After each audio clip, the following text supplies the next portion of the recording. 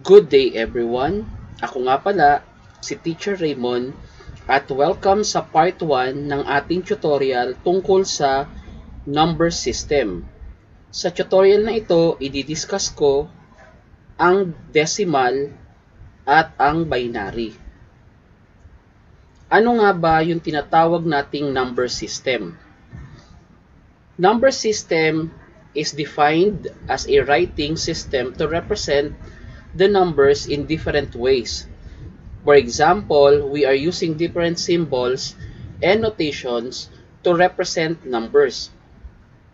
There are 4 ways we can represent the number. That is, there are 4 types of number system. Namely, the binary, decimal, octal, and hexadecimal. What is decimal number or decimal number system? Decimal number system is a base 10 number system having 10 digits from 0 to 9. This means that any numerical quantity can be represented using these 10 digits. Sa decimal number system, ibig sabihin, ang number na dapat makita lang natin ay from 0 to 9. Decimal number system is also a positional value system. This means that the value of digits will depend on its position. Let us take an example to understand this. Say we have 3 numbers, 433, 841, and 104. The value of 4 in all 3 numbers is different.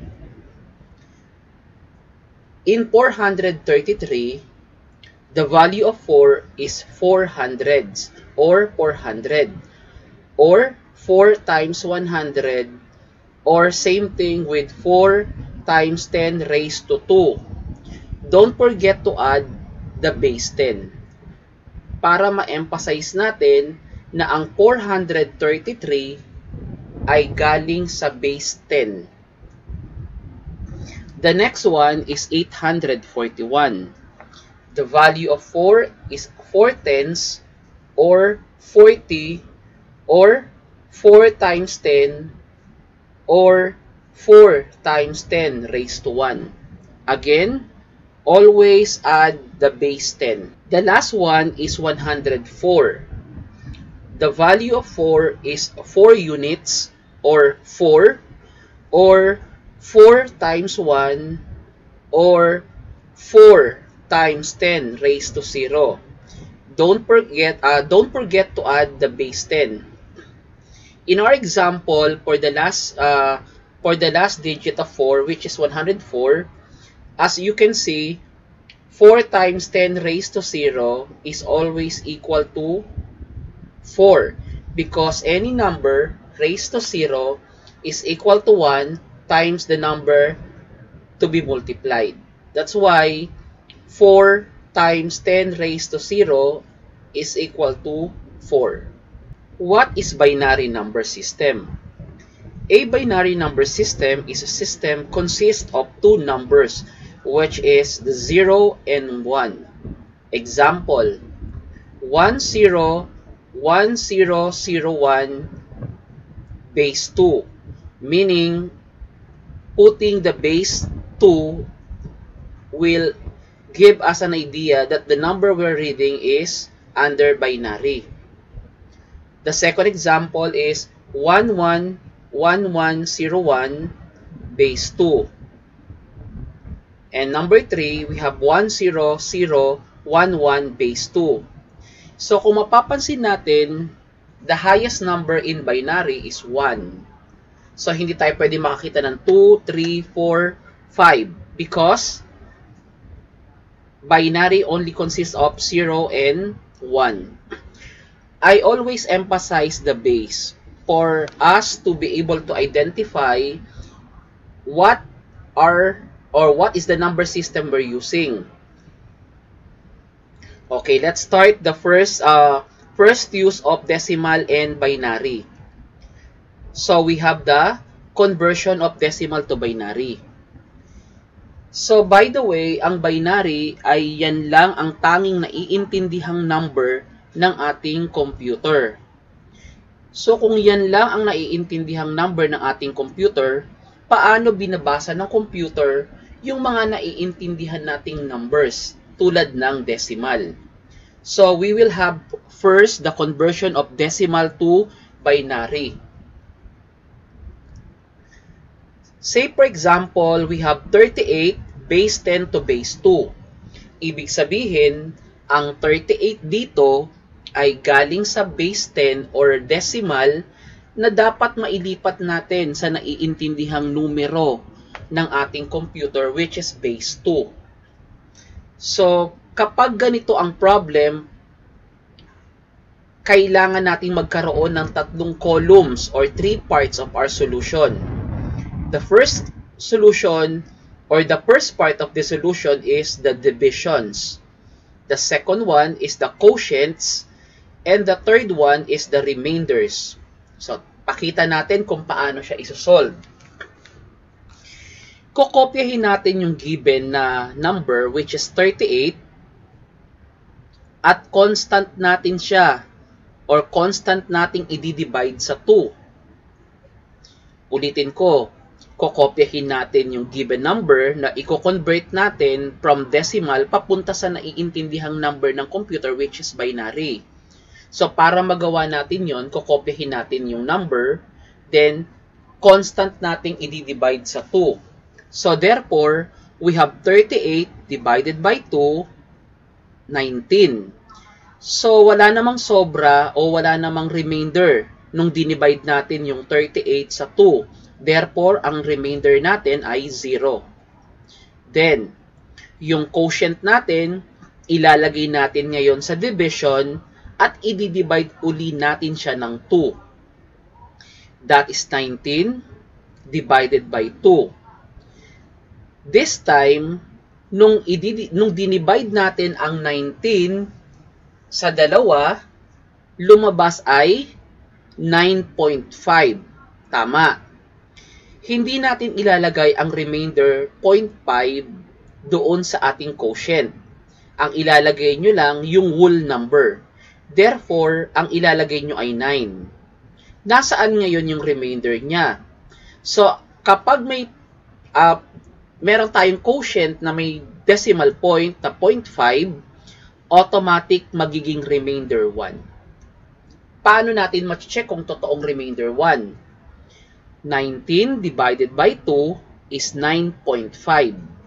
Sinulat natin ang 9 para sa quotients at yung 0.5 ginawa nating remainder. I-check natin. 9 times 2 is 18. 19 minus 18 is 1. So, remainder 1. Next, ituloy natin ang pagdidivide. This time, 9 divided by 2 is 4.5. Ang whole number natin ay 4. Ang ating remainder ay 1. To check, 4 times 2 is 8. I-minus natin sa 9, kaya may remainder 1 tayo. Ituloy natin ang pagdidivide. 4 divided by 2, 2. Remainder 0. And then 2 divided by 2 is 1. Remainder 0. Kailan tayo mag-i-stop mag-divide? Mag-i-stop tayong mag-divide kapag ang quotient natin ay 0 na. Since sa case na to, ang quotient natin ay 1, pwede pa natin siyang i-divide. 1 divided by 2 is 0.5. Iiwan natin ang 0, automatic yung 0.5 is equivalent to remainder 1. Again, to check, 0 times 2 is 0. 1 minus 0 is 1. Kaya meron tayong remainder 1. Ngayon, natapos na nating i-divide yung given natin na 38. Paano natin babasahin yung ating sagot? Titingin tayo sa ating remainders at babasahin natin yan mula sa baba pataas. Kung isusulat na natin ang ating final answer para sa ating conversion from decimal to binary, the answer will be 1,0,0,110 base 2. That will be our converted answer from 38 decimal to its equivalent binary digit. Another example. For example number 2, we are asked to convert 65 base 10 to base 2. So sa case na to, kailangan daw nating ilipat o ipakita ang 65 sa decimal sa naiintindihang number ng computer, which is binary. So same formula or same method na ginawa natin sa sample number 1, we have the divisions, quotients, and remainders. So let us write 65 divided by 2, that is 32.5. So write the whole number 32, remainder 1. Then transfer or transpose natin ang ating 32 as our numerator for the division, then divided by 2. So we have 16, remainder 0. 16 divided by 2, 8, 0. 8 divided by 2, 4, 0. 4 divided by 2, 2, remainder 0. 2 divided by 2, 1, remainder 0. So kanina sabi ko nga, mag-i-stop tayong mag-divide kapag ang quotient natin ay 0 na. Since 1 pa yan, kailangan pa natin siyang i-divide. So 1 divided by 2 is 0.5. Ilalagay natin ang 0, remainder 1. So babasahin natin yan mula sa baba, pataas. So therefore, we have 1, 0, 0, 0, 0, 0, 1 base 2 as our final answer. Another example, in converting decimal to binary. Let's say we have 112 base 10 to base 2. Same thing, we need to write the divisions, the quotients, and the remainders. 112 divided by 2, 56, remainder 0. 56 divided by 2, 28, remainder 0. 28 divided by 2, 14, remainder 0. 14 divided by 2, 7, 0. 7 divided by 2, 3.5, remainder 1. So nilagay lang natin yung whole number na 3.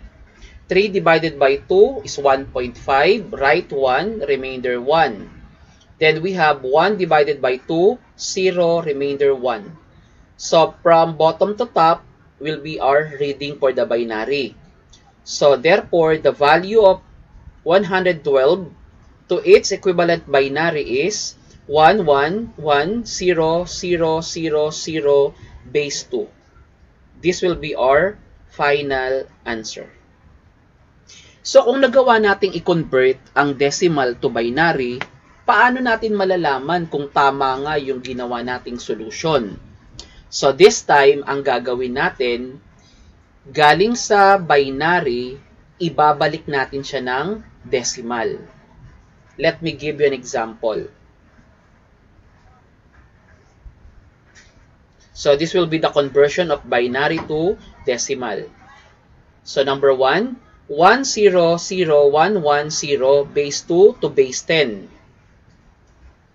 So ngayon, sa case na to, since nag-check tayo galing sa binary papuntang decimal, ang pagbasa ng digit natin naman ay galing sa left papunta sa right. Susundan lang natin yung arrow.